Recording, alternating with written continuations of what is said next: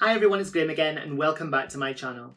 So today I am here with part 1 of my January book haul. I have some books to show you. I haven't counted them. I'm never prepared. We know this by now. So yeah, without much further ado, let's get into the books. So the first book that I'm going to show you isn't a book that I'm hauling. I've previously hauled it and I'm already reading this book. But this book is the inspiration for the other books in this haul. So I'm currently reading this every night before bed, or trying to read it every night before bed. This is Stories to Stay Awake By, edited by Alfred Hitchcock and written by many famous authors of the time when this was published. So I think this was first published in 1971, and yeah, some of the stories that I've read have been quite chilling, and certainly reading them before bed possibly wasn't the best idea, but I'm really enjoying this, and I have a few more Alfred Hitchcocks on the shelf behind me, roughly where my finger is. So yeah, that's part of the reason why I've bought the rest of these books. So the first one isn't really related to Alfred Hitchcock, but it's along the same kind of lines. It's a murder she wrote, and it's called Treachery, and it's by Jessica Fletcher and Donald Bain. I doubt it's actually by Jessica Fletcher, because obviously we know that Murder, She Wrote, she was the main character in it. I think it's probably just by Donald Bain. And this is called Trick or Treachery. It's late October in Cabot Cove, and as Halloween approaches, something strange is in the air. The arrival of a self-righteous, fire and brimstone spiritual medium has some townspeople on the lookout for curses and evil omens. A reclusive, eccentric woman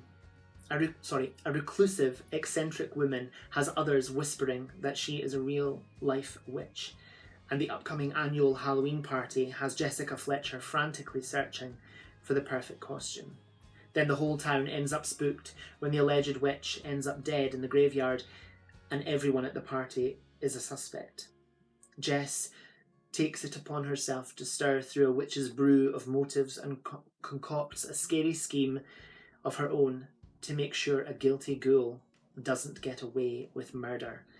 I have never read any of the Murder, She Wrote books before, but I've seen the TV show and it's fabulous, and I've heard a few good things about the books, and they're huge print, so I'll be able to get through that in no time at all, and I look forward to reading that. Possibly keep it until like Halloween time, because it is set then, so we'll see. So all the rest of the books in this haul are Alfred Hitchcock related. The first one is Witch's Brew, which is a collection of stories obviously edited by Alfred Hitchcock. I love this front cover, it's just fabulous. This is a puffin book, so this is sort of middle grade.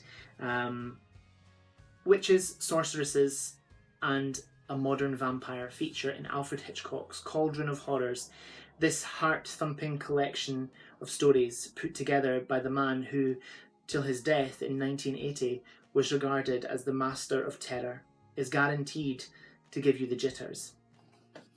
And I look forward to that as well.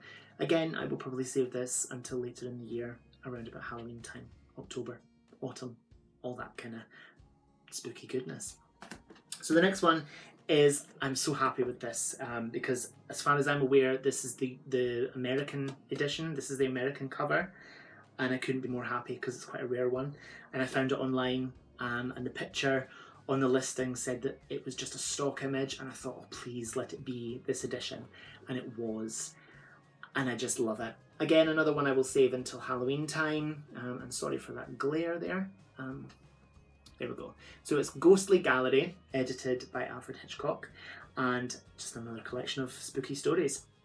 Stories to make you turn white as a sheet. Someone or something keeps climbing into one of the portholes of an ocean liner, even though the porthole is locked and the ship is miles at sea. In a forbidden valley sacred to Indian gods, an arrogant hunter discovers that he is now the prey. A wicked sorcerer gets stranded in the spirit world and vows revenge against the man who put him there. Sleepless nights await the unwary reader of these spooky stories presented by Alfred Hitchcock himself. You'll read about the inhabitants of a haunted trailer and a wax museum. You'll meet a man who claims he is no longer alive, and the next time someone asks you if you believe in ghosts, you'll think twice before you answer. Look forward to this. Again, another sort of one that I'll save until Halloween. The next, I've just dropped it on the floor, but there we go. That's just how it happens. So the next two are very much along the same lines as this. I will probably read these every night before bed until each book is finished. And this one, these were both published posthumously after Alfred Hitchcock's death, quite a while after. So I don't think he was 100% involved. It was just his name and his branding that was used. This is Tales to Scare You Stiff by Alfred Hitchcock. And I just love the drama of that front cover with the woman in the vanity mirror. This new anthology from Alfred Hitchcock's Mystery Magazine contains 26 gripping stories by such well-known authors as Lawrence Block, Edward D. Hawke, Henry Slessor, Bill Pronzini, Donald E. Westlake, and Jack Ritchie, whose story The Green Heart was later made into a wonderfully comic Walter Matthau movie, A New Leaf. For good measure, the volume includes a short novel by William P. McGivern.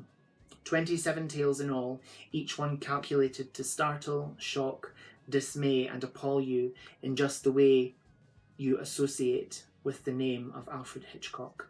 Yes, I expect to be terrified, and this is one of the ones that I'm going to read before bed. And the last one in this haul is the same. I will be reading this before bed until the book is finished. Obviously not all at the same time, because that's just too much reading all at once. This is Tales to Make Your Hair Stand on End. And yeah, a lady with very manicured nails and a knife, and she seems to be cutting her way out of some sort of shroud. Just what you need before bed. This latest in the long line of Alfred Hitchcock anthologies contains a bonus in the form of a photo quiz about the master's films, pages 161 to 192. Oh, that's exciting. Let's have a look at that. I did not notice this. Okay. Right. Okay, so there are like photos and then there's questions, and there's about, I think there's like 30 pages or so of this quiz. Oh, it's exciting. Yeah, looking forward to getting to this one. Oh, you'll see that Mr. Hitchcock, gentleman that he was, preferred blondes.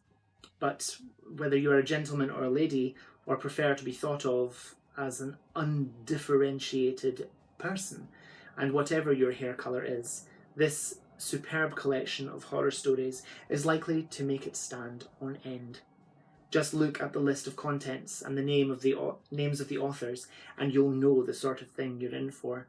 So draw the curtains, lock the doors, and hold on to your hat, if you can. So the stories in these last two, so the one that I've just told you about, Hush, Dear Conscience by C.B. Guilford, The Death Desk by S.S. Rafferty, Second Spring by Theodore Matheson, The Contagious Killer by Bryce Walton, Bad Actor by Gary Brandner, King of the World by John Lutz. None of these I've heard of, unfortunately, but they all sound fabulous. And then in this one we have Come Back, Come Back by Donald E. Westlake, Warriors Farewell by Edward D. Hawke, Adventures of the Sussex Archers by August Derleth, A Case of Desperation by Kate Wilhelm, The Green Heart by Jack Ritchie, Daisies Deceive by Nedra Tyre, and A Very Good Gimlet by Frank Sist, amongst others. So yes, that's my Alfred Hitchcock and Murder, She Wrote haul, inspired by my nighttime read, which is Stories to Stay Awake by Alfred Hitchcock. Have you ever read any of these books or read any other Alfred Hitchcock anthologies? Have you seen his movies? What did you think of them? My favourite movie is Rear Window. I think it is brilliant.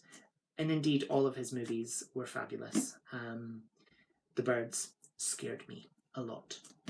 So yeah, that's my part one of my January book haul. Join me for more soon. Yeah. Thank you so much for watching, everyone. Whatever you're doing, I hope you have so much fun doing it. Whatever you're reading, I hope you love it.